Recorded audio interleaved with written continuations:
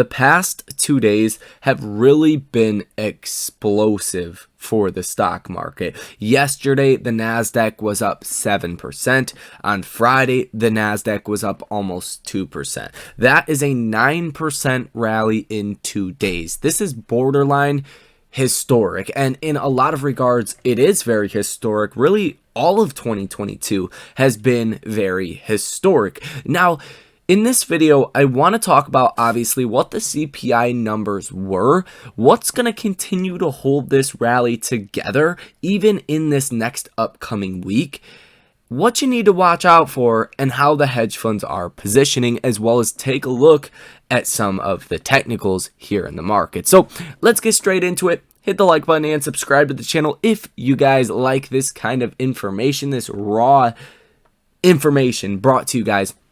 Hopefully we can do this on a daily basis as well. Just depends how. The past 2 days in the stock market have been nothing short of fantastic. For a lot of people, this has really been a moment that we've been waiting for in 2022 for a while. It looks like inflation has really peaked out. And throughout all of this very historic volatility in 2022, basically the market's trending lower. Almost every single month has been red for the stock market. You have strung together a 9% plus gain in the NASDAQ over the last 2 days. Now, you have a lot of people positioning for this continued bullish rally. How much leg does it actually have? Has the NASDAQ been skipping leg day, and we're going to see that come out on the back end coming next week and potentially topple over? Hopefully not, but we're going to talk about kind of what's good and what's bad, the different dynamics of both happening here in the markets. We're going to look at how hedge funds are positioning, what the markets are expecting as far as the December rate hike, how important that is for this rally, and we are going to look at economic data for next week that can also really help this rally or potentially disrupt this rally in a big way. So if that sounds interesting to you, well, buckle up. There's a lot of information that we are going to go over. Feel free to save this video and watch it at a later date. Maybe on Monday would be a good day to get a bit of a refresher on the information provided to you guys here in this video. Nonetheless, hit the like button and subscribe to the channel because it is free 99. And with 7.7% inflation still for the month of October, not a lot of things have actually remained the same. The like button and subscribe to the channel has remained free 99. Now, let's get straight into this video. So, like I said just a couple of seconds ago, the NASDAQ went up 9% over the last 2 days, and I think that's where a lot of the real opportunity still is in the NASDAQ, because a lot of NASDAQ stocks are completely destroyed. And you can see the markets are thinking along the same lines by the move that we've seen on Friday. The Dow was hardly positive, up 0.10%, and the NASDAQ was up almost 2%. This means that, yes, there is a lot of bullish optimism in the markets, but it's changing from your safety stocks, your Dow 30 stocks, to your NASDAQ kind of stocks. And that is obviously because inflation came down in a big way. But what really came down and what really has the markets very excited is the core inflation rate month over month for October. We were expecting a forecast of 0.7% for month over month core inflation. It came in at 0.3%. So that was over 100% of a beat to core inflation month over month. That is very good because core inflation month over month at 0.3% is around 3% inflation a year, right? Give or take. That's a lot more manageable for the Fed and does statistically suggest that the Fed should really take its foot off of the gas with the 75 basis point rate hikes. And this basically solidified a 50 basis point rate hike coming in December.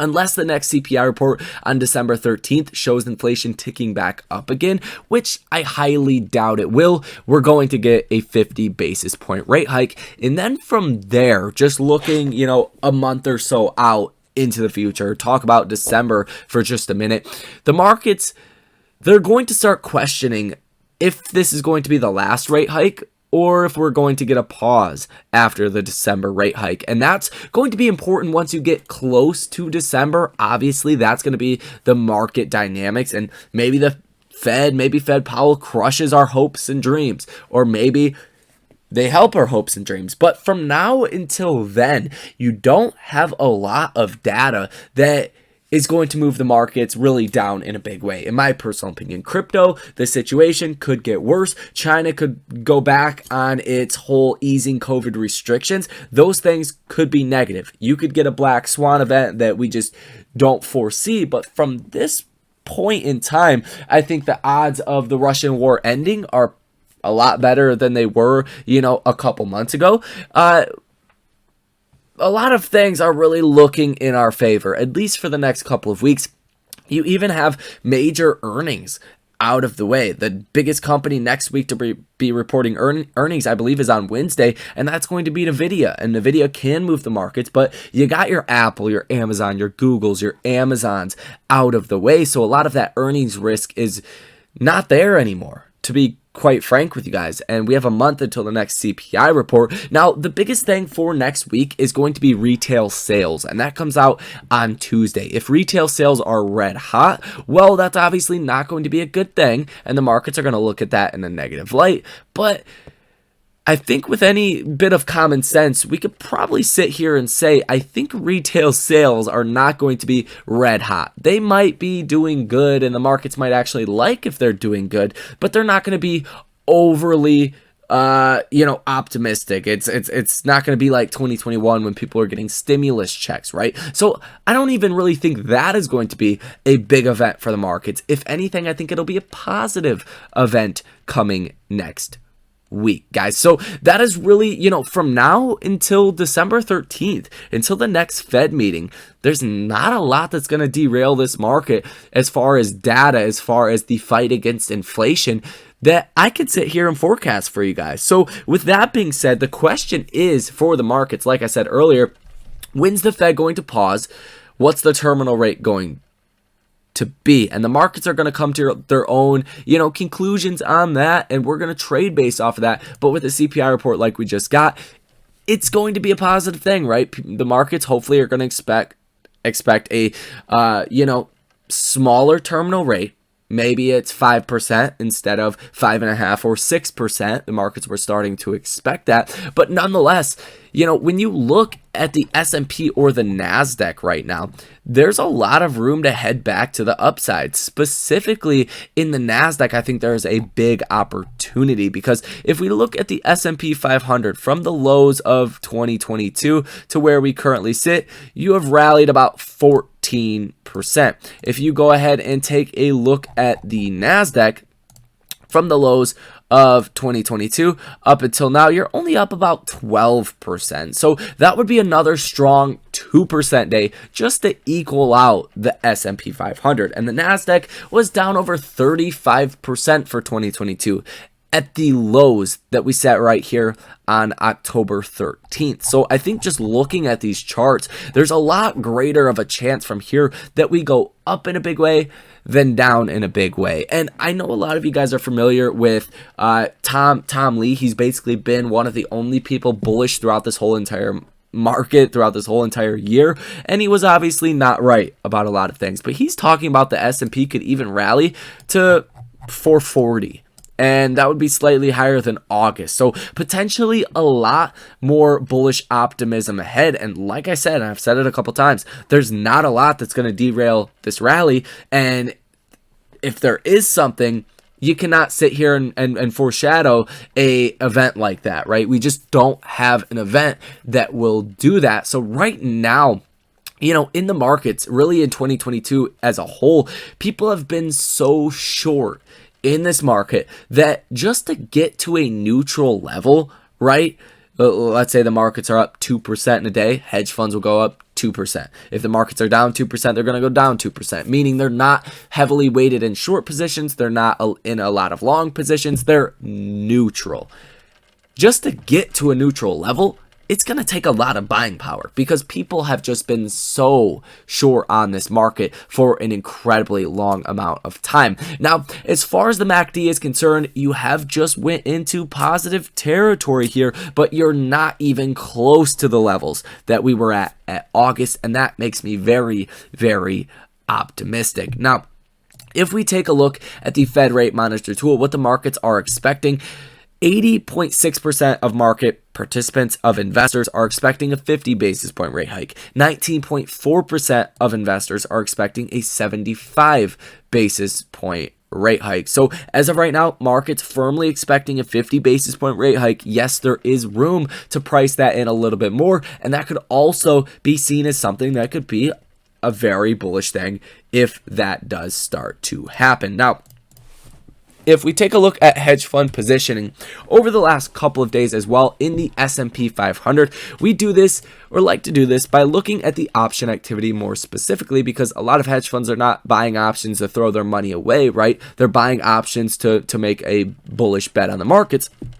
And if you guys take a look, a lot of December 16th in between $400 and $420 strikes coming through on the unusual option activity. Now, if we pull this out to only trades above $10 million worth, a November 18th 375 call with a break even of about 395, a 420 call worth $11.77 million for March 17th 2023, a March 2023 as well 420 call, December 16th $400 call, November 18th $395 call, a November 25th $400 call. All of these trades, $28 million betting that the S&P goes to $400 by November 25th.